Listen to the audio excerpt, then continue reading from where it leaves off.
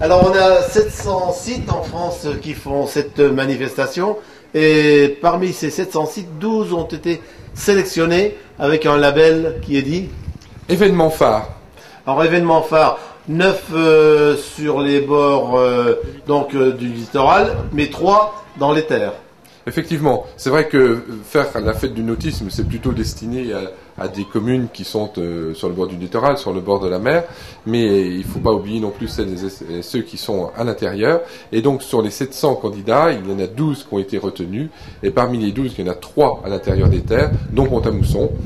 Alors les critères qui sont retenus, c'est la fréquence de la manifestation, sa permanence, c'est le nombre de participants les autres années, à la fois en visiteurs et puis également en exposants, en participants. Et puis il y a également les moyens qui sont mis à disposition par les différentes communes, les différents organisateurs, ainsi que la diversité des activités qui sont proposées. Et je crois que cette année, on a une diversité qui est très très grande, ce qui pourra peut-être nous permettre d'avoir une deuxième fois un label dans les années qui viennent. Cela fait 6 ans que cette manifestation a lieu et tous les ans elle remporte toujours autant de succès. Oui, on a commencé en 2006, donc avec le jeu des intervalles, c'est la 6e édition, effectivement.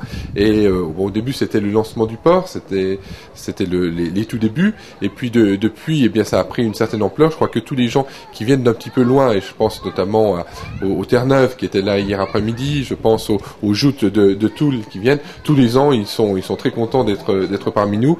C'est vrai que le site s'y prête bien, il est pratiquement en centre-ville, il est bien équipé. Et puis je crois qu'il y a toute une équipe autour de Lionel Bastien, de Stéphane Guillaume, de tous les bénévoles et de toutes les associations, une équipe qui fonctionne bien et qui permet de faire vivre ce site en début de saison estivale.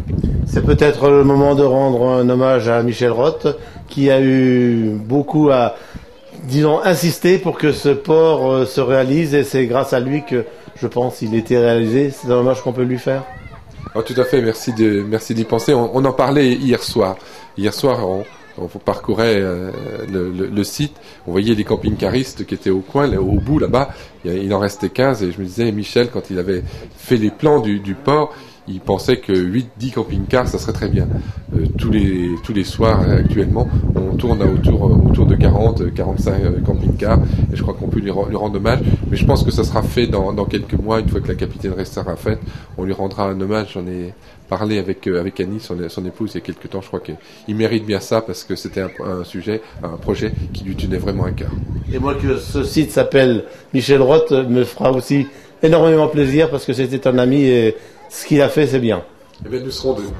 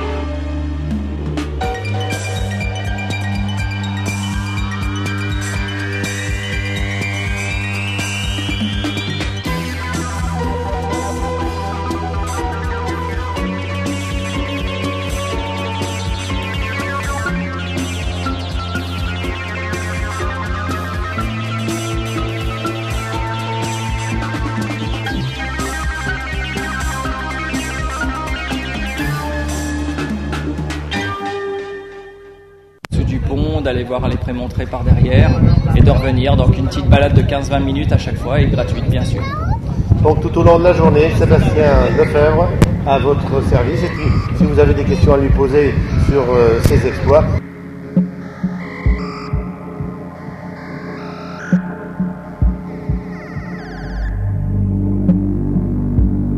Alors c'est un pisciculteur qui nous livre en fingerling, donc les alevins de brochet, tous les ans au printemps. Donc et ceux-ci, on les a gardés pendant 2 semaines en les nourrissant avec des petits alevins. pour pouvoir les mettre en exposition aujourd'hui. Tous les ans, on empoisonne en automne en brochet taille adulte, directement pour les pêcheurs. Et on participe aussi à la reproduction en faisant de l'empoisonnement massif de petits brochets, des fingerlings de cette taille-là. Et bon, sur 1000 petits brochetons qui sont lâchés dans la nature, il y en a peut-être au maximum 15 qui arrivent à la taille adulte, jusqu'à la taille de reproduction, on va dire. Oui. Et ben voilà, il y a de la prédation, ils se mangent entre eux. Dès qu'ils sont à la taille là, ils se mangent entre eux. Et dans la nature, bien sûr, il y a de la prédation d'autres poissons, de la mortalité naturelle. Et puis, avant qu'ils arrivent à la taille de reproduction, c'est-à-dire à 50-60 cm, il y a des pêcheurs aussi qui font de la prédation. Tous les poissons qui sont ici, donc, ce sont tous des poissons d'eau douce. Ce sont des poissons de la Moselle ou des affluents. Et à la fin, ils sont tous relâchés, oui, bien sûr. Même le silure, oui. Le silure est un poisson comme les autres. Non. Le silure est un carnassier comme tous les autres carnassiers. C'est un poisson à sensation, puisque c'est pas la peine d'aller loin ou dans les eaux exotiques pour avoir des sensations sur un gros poisson. Et les seuls poissons nuisibles sont les poissons-chats et les perches-soleil.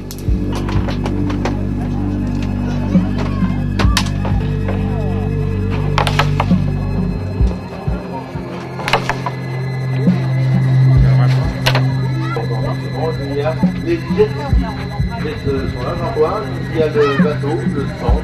C'est le bateau de Sébastien Lefebvre qui est également.